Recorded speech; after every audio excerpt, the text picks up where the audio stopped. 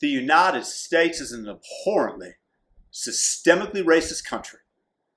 And I'm very, very sad to report that as a nation, we are doing a horrible job keeping black and brown immigrants down.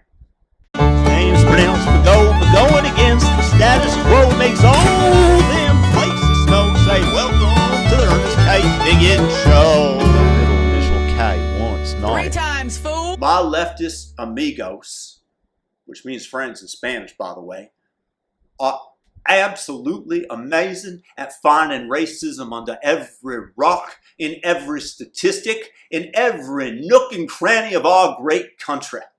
And as a democratic political consultant, it brings great joy to my heart and greenbacks to my bank account.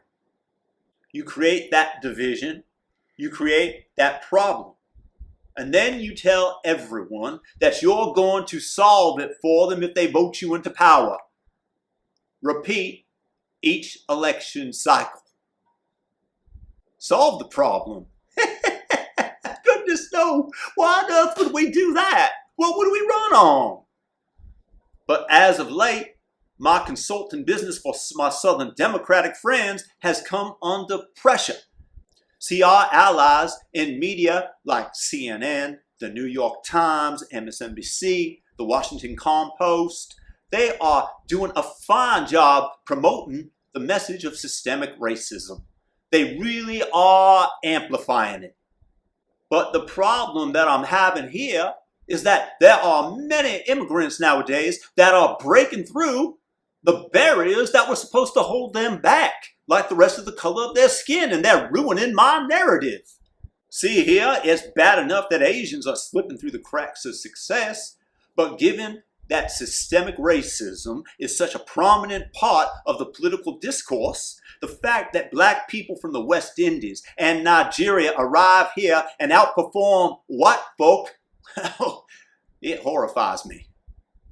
And even worse, they are leaving the native black folk in the dust. Now, I consider myself a pragmatist, and I realize the fight against Asians is lost. They work far too diligently for those laws that bolster and support the systemic racism apparatus of our nation to keep them down. They make way more than the average white person. That ship, my friends, that ship has sailed. They've been absolutely thrown out of the intersectional coalition. It's gotten so bad. And that's even despite the upticks in attacks on Asians by blacks that my media allies that I mentioned a moment ago are using as examples of white supremacy and why you must continue to vote Democrat no matter what the other option might be. But it gets even worse. Check out this here horrifying statistic. Today, 61% of Nigerian Americans over the age of 25 hold a graduate degree. And that's in comparison to 32% of the U.S. population as a whole. They're almost double outperforming the average citizen. Nigerians are entering the medical field in the United States at an increased rate. A growing number of Nigerian Americans are becoming entrepreneurs and CEOs and building tech companies in the U.S. How do you expect us to sell high taxes to these here people? I'm just asking. As of a few years ago, the Nigerian median income was $62,351 compared to the average of $57,617 nationally. And the same story is basically true for blacks coming from the Caribbean nations, though thankfully not to the same extent. But how are we going to convince these people to vote Democrat and to say that they are victims when they're already successful? I'm just asking. It hurts.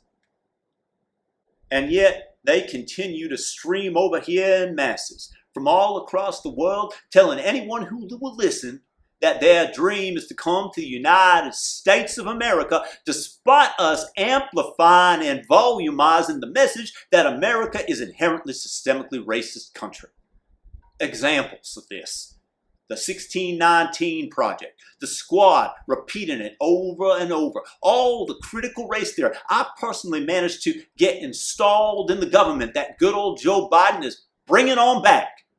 We have Twitter and Facebook intentionally amplifying this message. We got so many people on our side, and we haven't been able to convince the rest of the world not to come over here. Forgive me for getting emotional back there for a second, but I have a sincere question for all the black and brown people of the world. Why would anyone want to immigrate to such a horribly racist country? I'm just asking, and perhaps encouraging y'all not to. Your success is not only an assault on white America, but the way that minorities in our country see our nation. We have a duty to keep the status quo in place so that my clients have a fighting chance of being elected, because all that fraud that we may or may not have pulled over in my home state of Georgia is likely a one-time lever to pull in case of emergency. So I don't come here without a solution. Oh no. Because much as they tried to do unsuccessfully, unfortunately, in California, when they tried to revoke the civil rights clause of their California state constitution, sadly it didn't pass, we need to reinvigorate and strengthen the laws of systemic racism so that they apply equally to everyone. Because what we see in the success of some black people and not others is clearly unequal application of the law. Serious question here. Why should the laws of systemic racism apply solely to a black family living in Atlanta that's been here for over 200 years, but not to the Haitian family that comes over here speaking broken English without a dime in there to their name who live next door? Do you consider that fair? I'm just asking. Race matters, and we need to say so. Democratic politicians thrive on dividing us by race and declaring systemic racism to be your biggest problem. This here is threatening half of the duopoly, more importantly, my half. If we truly believe in systemic racism, then we simply cannot allow these Nigerians and immigrants from the West Indies to continue to succeed. It's an insult to all the native black people in our great country who rightfully realize the only cure for systemic racism is to continue to vote Democrat across and down ticket. Because look at all the wondrous good that we've done them over the years. I want everyone to continue to understand what a huge problem systemic racism is, and that for political purposes, we need to keep that apparatus in place. So if you're coming to our great country and you're willing to work hard and you're not looking for a handout and you're looking to make a better life for your kin, well then you stay the hell out of this here country. You have no right to come over here and shame those who aren't willing to do the same amount of work as you will. And as much as I believe in Southern hospitality, I cannot stand with you and watch you succeed at the expense of others, like those Democrats that I'm trying to get elected into office. This here's Honest Bigot signing off. I wish you all a great day. I'm not really a bigot. I just play one on TV. So thanks for watching. Make sure to subscribe. I mean that, subscribe. Share this video.